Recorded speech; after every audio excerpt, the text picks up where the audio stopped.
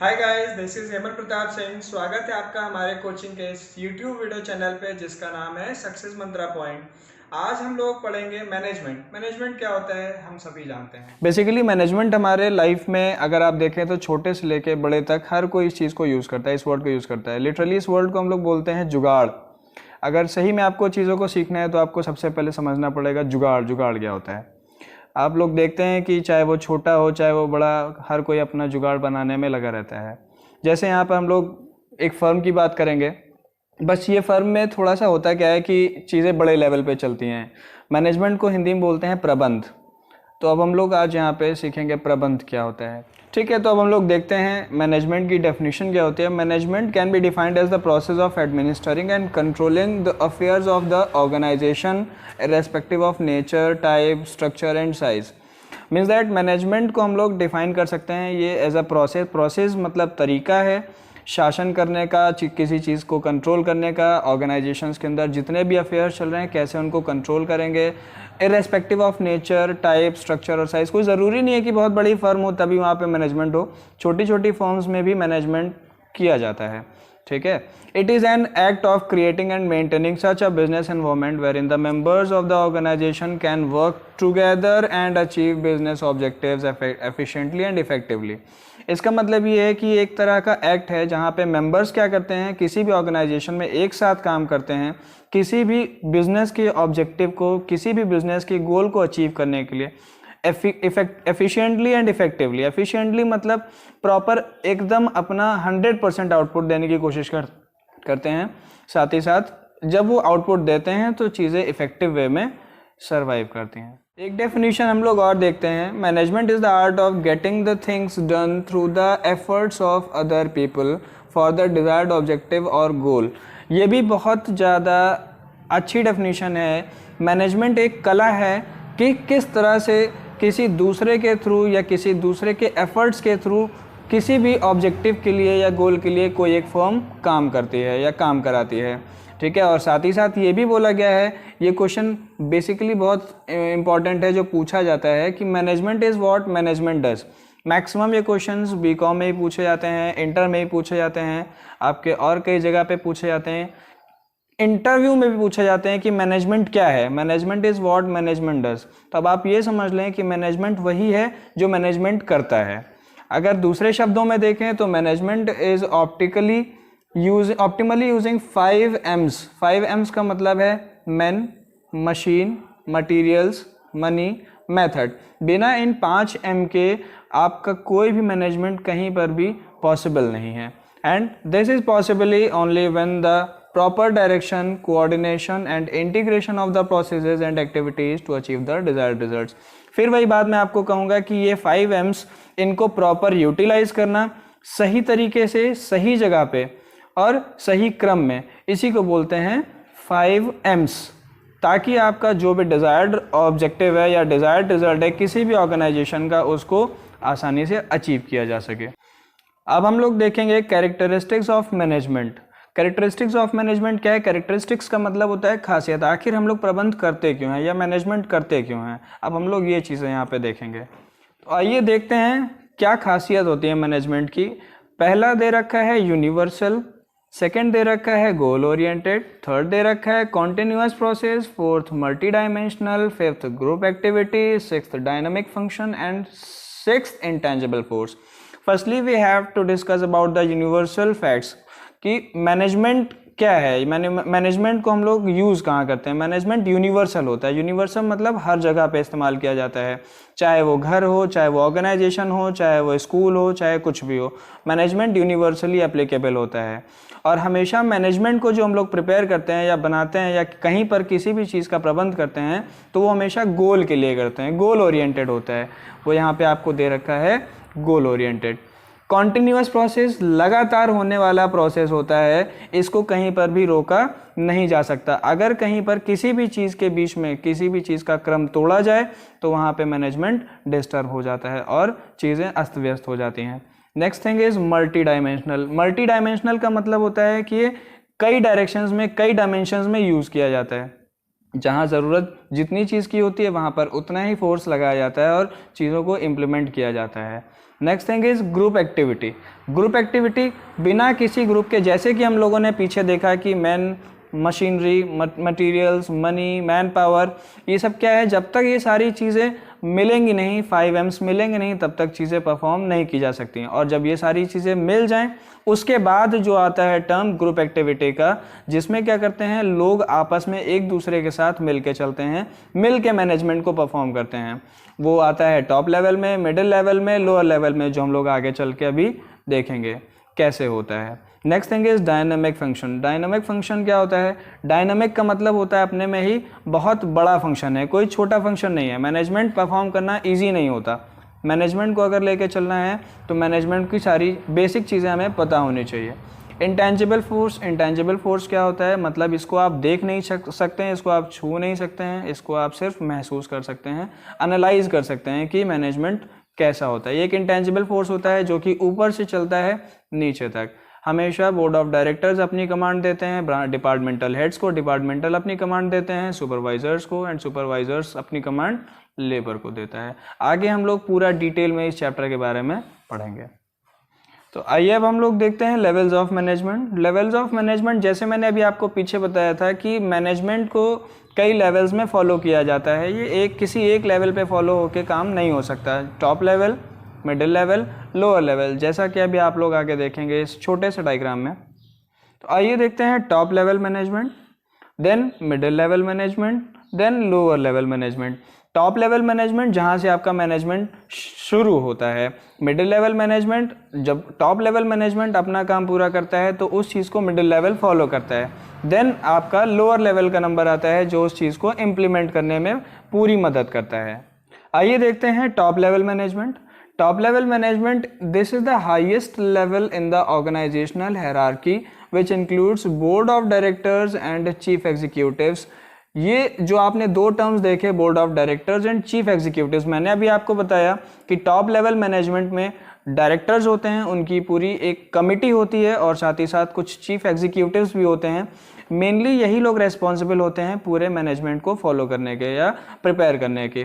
ठीक है, ये लिखा भी हुआ आपके सामने, they are responsible for defining the objectives, formulating plans, strategies and policies. जो ये लोग प्रिपेयर करते हैं। हालांकि कई ऐसी भी जगह होती हैं जहाँ पे कुछ नीचे के लेवल, यानी अगर आप लोअर लेवल पे जाएं या मिडिल लेवल पे जाएं तो यहाँ पे मैनेजमेंट में कई बार कमी आ जाती है। तो उसको कई बार लोग क्या करते हैं, अपनी तरफ से जस्टिफाई करने की कोशिश करते हैं और अपने से ऊपर लेवल के लोगों को सजेस्ट करते हैं कि यहाँ पर ये गलती है या इसको ऐसे सही होना चाहिए था। सो वो सब हम लोग आगे पढ़ेंगे चैप्टर में जब पूरा ब्रीफ देखेंगे।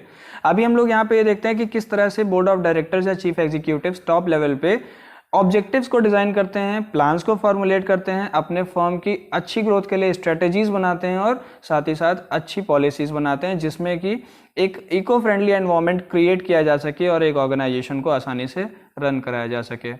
Next thing is middle level management. Middle level management ये क्या है? सेकंड और मोस्ट इंपॉर्टेंट लेवल है, जैसा कि आप लोग यहाँ पे देख रहे हैं किसी भी एक कॉर्पोरेट लेडर पे अगर आप देखते हैं तो, as it creates a link between the top and the lower level management. क्योंकि ये क्या करता है, टॉप और लोअर लेवल मैनेजमेंट को आपस में जोड़े रखता है। अगर यहाँ पे मिडिल लेवल मैनेजमेंट की कमी हो तो टॉप लेवल का बनाया हुआ जितना भी प्लान, जितना भी स्ट्रेटेजी, जितना भी पॉलिसी है वो किसी काम का नहीं। और अगर लोअर लेवल मैनेजमेंट ना हो तो आखिर फॉलो कौन करेगा? So it includes the departmental and the divisional heads of the managers who are responsible for implementing and controlling plans and strategies. देखिए वही बात आ गई, ये यहाँ पर डिपार्टमेंटल हेड्स कुछ ब्रांच मैनेजर्स होते हैं, कुछ डिविजनल हेड्स होते हैं, जैसे अकाउंटिंग मैनेजमेंट है, मार्केटिंग मैनेजमेंट है, इस टाइप के डिपार्टमेंटल हेड्स होते हैं जो अपने अपने सेक्टर्स पे अच्छे से काम करते हैं, देखते हैं कि क्या क्या कमियां हैं, कैसे उन चीज़ों को ओवरकम किया जा सके।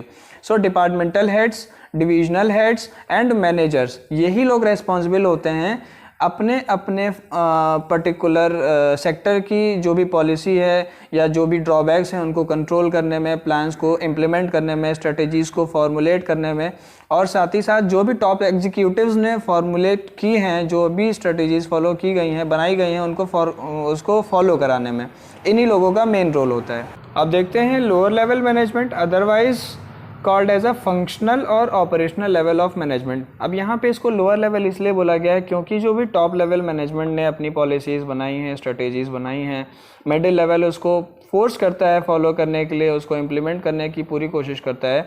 तो लोअर लेवल मैनेजमेंट की क्या जिम्मेदारी बनती है कि वो जो भी ऊपर से डायरेक्शंस आ रही हैं, जो भी इंडिकेशंस आ रही हैं, उनको प्रॉपर फॉलो करे ताकि जो भी डिज़ायर्ड ऑब्जेक्टिव है या डिज़ायर्ड गोल है किसी भी फर्म का, उसको आसानी से अचीव किया जा सके।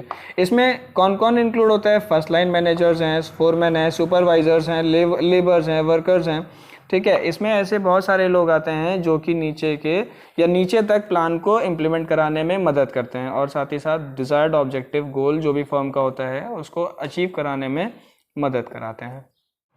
फंक्शंस ऑफ मैनेजमेंट हम लोग देखते हैं अभी। फंक्शंस ऑफ मैनेजमेंट क्या होता है? बिना फंक्शंस के आपका किसी भी तरह का मैनेजमेंट का कोई मतलब नहीं है। फंक्शंस ऑफ मैनेजमेंट ये एक तरह से कह लीजिए पूरे मैनेजमेंट की जान है। कैसे एक मैनेजमेंट को फॉलो किया जाता है, कैसे परफॉर्म करते हैं, कैसे इसमें क्या क्या किया जाता है या क्या होता है, अब हम आपको ये सारी चीज़ें सिखाएंगे। आइए देखते हैं हमारे फंक्शंस ऑफ मैनेजमेंट क्या हैं। सबसे पहला टर्म आता है प्लानिंग, फिर ऑर्गेनाइजिंग, फिर स्टाफिंग, फिर डायरेक्टिंग, देन कंट्रोलिंग। प्लानिंग क्या है? सबसे पहले हम लोग सीखेंगे प्लानिंग। प्लानिंग के बारे में आप लोग सभी लोग बहुत अच्छे से जानते हैं कि हम लोग सुबह से जब से उठते हैं तब से प्लान करना शुरू करते हैं और रात के सोने से पहले तक हम लोगों का प्लान चलता ही रहता है। सो प्लान एक ऐसा एक्शन है जो कि हम लोग सिर्फ और सिर्फ अपने दिल और दिमाग में बनाते हैं। इसको आप कहीं पर भी शो नहीं कर सकते हैं। प्लानिंग बिना कोई भी चीज़ ऑपरेट नहीं की जा सकती है। जैसे कि सुबह आप उठते हैं तो आप पहले ही प्लान कर लेते हैं कि आज हमें इतने बजे ऑफिस जाना है, इतने बजे स्कूल जाना है, लौट के आना है, फिर ये पढ़ना है, फिर ये करना है। सो ऐसे ही बड़ी बड़ी ऑर्गेनाइजेशंस भी क्या करती हैं, किसी चीज़ को करने से पहले उसका प्लान बनाती हैं। अब प्लान बनाने में भी कुछ चीज़ों की रिक्वायरमेंट होती है। जैसे इसमें बोला जाता है व्हाट टू बी डन, क्या करना है, when it is to be done, कब करना है, where it is to be done, कहाँ करना है, and whom by whom it is to be done, कौन ये चीज़ करेगा। हम लोग डीपली पढ़ेंगे अभी आगे प्लानिंग में प्लान क्या होता है। Then organising. ऑर्गेनाइजिंग क्या होता है? अब हम लोग प्लानिंग के बाद चीज़ें आती हैं ऑर्गेनाइजिंग की। अब हम लोग सुबह से जब उठ जाते हैं प्लान कर लेते हैं कि अब हमें ब्रश करना है, अब हमें नहाना है, अब हमें स्कूल जाना है।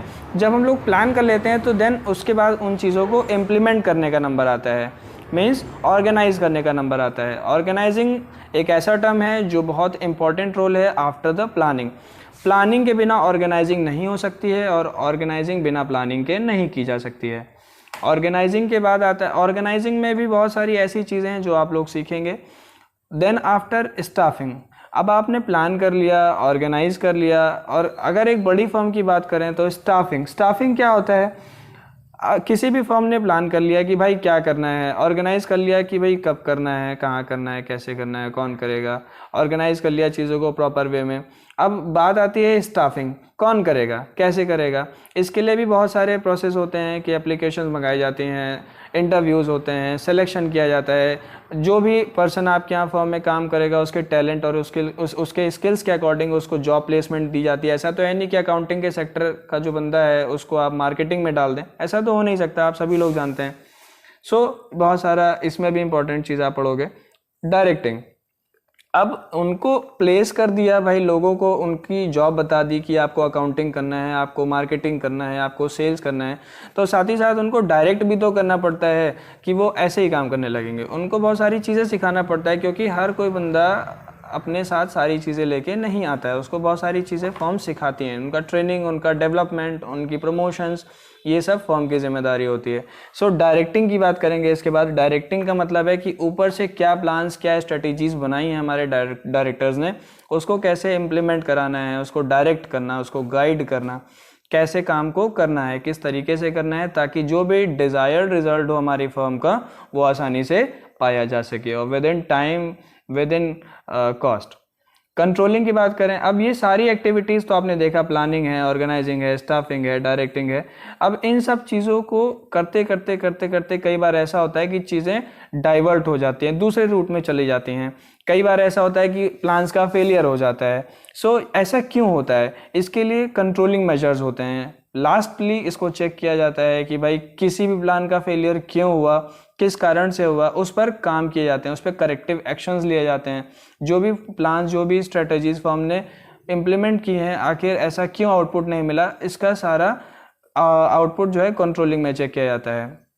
साथ ही साथ यहाँ पर जो भी बंदा काम कर रहा है उसका दायरा कितना होगा, उसकी लिमिटेशंस कितनी हैं, किस लेवल में उसको काम करना है, ये सारी चीज़ें भी कंट्रोलिंग ही बताती हैं। तो हम लोग आगे चल के ब्रीफ में कंट्रोलिंग भी पढ़ेंगे। आइए प्लानिंग देखते हैं। प्लानिंग क्या है? प्लानिंग के लिए बोला जाता है it is the first and the foremost function of the management. सबसे बेसिक और सबसे फर्स्ट फंक्शन कह लो मैनेजमेंट का, जिसका मतलब होता है कि that is to decide before and what is to be done. जैसा मैंने आपको बताया था कि क्या करना है फ्यूचर में, इसके लिए आपको पहले प्लान करना पड़ता है। कोई भी काम ऐसे हवा में नहीं होता है। It encompasses formulating policies, establishing target, scheduling actions and so forth. मतलब आपको बहुत सारी चीज़ें जो भी अपने फ्यूचर में परफॉर्म करनी है। और एक चीज़ हमेशा जान लीजिए, planning is always done for future course of action. ये बात आप लोग रट लीजिए कि प्लानिंग कभी प्रेजेंट की नहीं की जाती है, कभी पास्ट की नहीं की जाती है। प्लानिंग हमेशा और हमेशा फ्यूचर के लिए ही की जाती है। ठीक है, तो इसमें आपको क्या करना है, कैसे करना है, ये सारी चीज़ें मैं आपको बता चुका हूँ कि प्लानिंग में ये सारी चीज़ें, ये सारे स्टेप्स कैसे इन्वॉल्व होते हैं। इसमें पॉलिसीज़ को फॉर्मुलेट करना, जो भी आपका टारगेट है उसको डिज़ाइन करना, जो भी गोल है उसको अचीव करने का प्लान। तो ये सारी चीज़ें आपको यहाँ पे मिलती हैं प्लानिंग में, कैसे किया जाए। ऑर्गेनाइजिंग की बात करें तो अभी मैंने आपको बताया था कि once you have to formulate the policy और प्लान, जब आपने प्लान को फॉर्मुलेट कर लिया, सोच लिया कि क्या करना है, कब करना है, कैसे करना है, देन उसके बाद उसको ऑर्गेनाइज करने का नंबर आता है। वही चीज़ यहाँ पर भी है। Once the plans are formulated, अगर एक बार प्लान फॉर्मुलेट हो गया तो नेक्स्ट स्टेप क्या आता है, is to organise the activities and resources. कि जो भी आपके पास संसाधन है, जो भी रिसोर्सेज हैं, या जो भी एक्टिविटी आपको परफॉर्म करनी है अकॉर्डिंग टू प्लान करनी है। As in identifying the task, classifying them, assigning duties, subordinates and allocating the resources. मतलब आपके पास क्या क्या रिसोर्सेज हैं, आपको अपने टास्क को आइडेंटिफाई करना होगा कि हमें क्या करना है, उनको क्लासीफाई करना होगा, यानी डिफरेंट क्लासेस में बांटना होगा। जो भी बंदा उस काम को कर पाएगा उसकी ड्यूटी असाइन करनी होगी, उसको सबऑर्डिनेशन प्रोवाइड करना होगा, और साथ ही साथ आपके पास जितने भी संसाधन हैं उनको प्रॉपर्ली एलोकेट करना होगा। एलोकेट का मतलब होता है सही ढंग से बांटना, इसको बोलते हैं एलोकेशन। तो आइए ऑर्गेनाइजिंग के बाद हम लोग देखते हैं स्टाफिंग। स्टाफिंग क्या होता है? After planning, after organising there will be staffing. Staffing क्या होता है? It involves hiring personnel for carrying out various activities. मतलब क्या होता है, मैंने आपको पीछे ही बताया था कि इसमें आपने क्या प्लान करना है वो आपने कर लिया, क्या करना है, कब करना है वो भी कर लिया, कौन करेगा वो भी कर लिया। अब यहाँ पे बंदा आता है स्टाफिंग की। स्टाफिंग कौन ऐसा पर्सन है जो आपके प्लान को सारी चीज़ों को इम्प्लीमेंट कराने में आपकी मदद करेगा।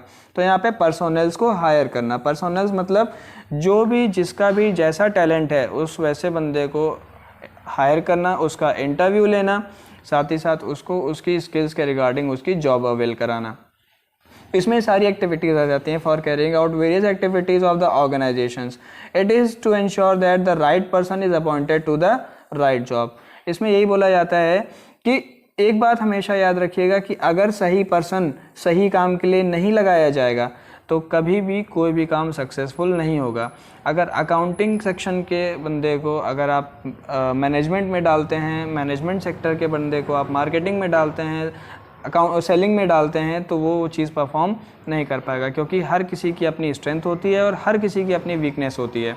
सो हम लोग उसकी स्वॉट एनालिसिस के अकॉर्डिंग ही उससे काम कराएंगे। तो गाइज़ आज का सेशन यहीं ख़त्म हो रहा है। आगे अगली वीडियो आपको नेक्स्ट टाइम पे मिल जाएगी। Please do like and share, most जितना आप कर सकें उतना अच्छा है।